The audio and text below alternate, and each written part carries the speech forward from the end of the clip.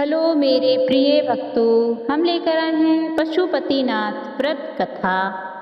भगवान शिव दीन दयालु हैं। इस व्रत से आपके जीवन की सभी कठिनाइयां समाप्त हो जाएंगी और आपका जीवन आनंदमय हो जाएगा।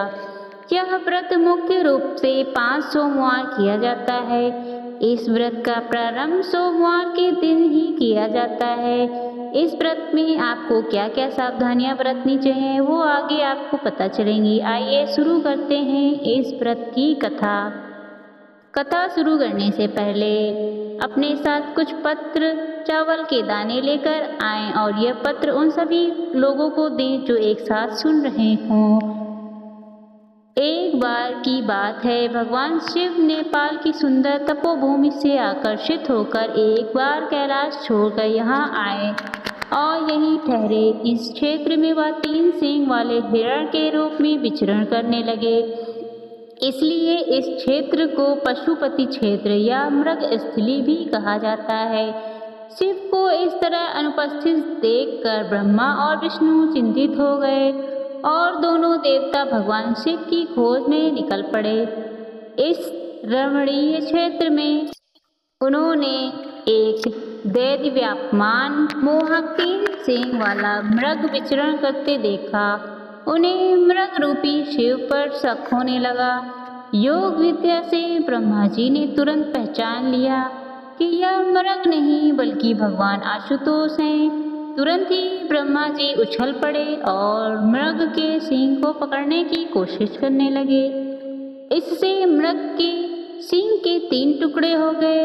उसी सींग का एक पवित्र टुकड़ा टूटकर यहाँ पर भी गिर गया, जिसकी वजह से यहाँ महारुद्र जी का जन्म हुआ, जो आगे चलकर पशुपतिनाथ जी के नाम से प्रसिद्ध हुए।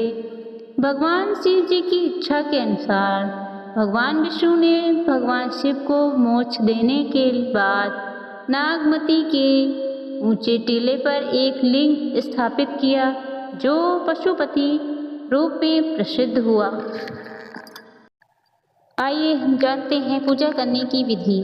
इस व्रत को रखने का नियम यह है कि जिस सोमवार से यह व्रत रखना है उससे एक दिन पहले ब्रह्मचर्य का पालन करें। सोमवार के दिन सूर्योदय से पहले उठकर नित्य कर्मों के बाद ही यदि आपके घर के पास कोई पवित्र नदी बह रही हो तो जाकर उसमें स्नान कर लें। नदी नहीं तो नहाने के बाद पानी में थोड़ा सा गंगा जल मिला घर में ही स्नान करें। स्नान के बाद पूजा की थाली बनाएं, जिसमें धूप, दीप, शमी पत्र, बेल पत्र, भांग, धतूरा, मंदार पुष्प, पंचामृत आदि भगवान शिव के मंदिर में जाएं। याद रखें कि व्रत के पहले दिन आप जिस मंदिर में जाते हैं बाकी के 4 सोमवार उसी मंदिर में जाएं। शिव मंदिर में जाकर घी का दीपक जलाएं। हो सके तो मिट्टी या आटे का दीपक भी बनाया जा सकता है। हो सके तो शिवलिंग के आसपास की जगह को अच्छे से साफ कर लें। अब पहले शिवलिंग पर जल चढ़ाएं। जल चढ़ाते समय मन ही मन भगवान शिव के किसी मंत्र का जाप करते रहें। उसके बाद पंचाभिषेक यानी दूध, दही, घी, शहद और अंत में फिर से गंगा जल चढ़ाएं। पंचाभिषेक करने के बाद शिवलिंग पर बेल पत्र, मंदार के फूल आदि पूजन सामग्री चढ़ाएं, मिठाई चढ़ाएं। ध्यान रहे कि शिवलिंग से हमेशा धूप, दीप आदि कुछ दूरी पर ही रखना चाहिए। शाम को दोबारा मंदिर जाएं और 6 दीपक भी साथ ले जाएं। इनमें से 5 दीपक मंदिर में ही जला लें और आखिरी यानी छठा दीपक अपने साथ घर ले आएं। घर आकर इस दीपक को प्रवेश द्वार पर अपने दाहिने हाथ यानी दरवाजे के दाहिनी तरफ जलाएं। अगर आपको यह कहानी अच्छी लगी हो तो मेरी कहानी को लाइक और मेरे चैनल को सब्सक्राइब करना ना भूलें। धन्यवाद।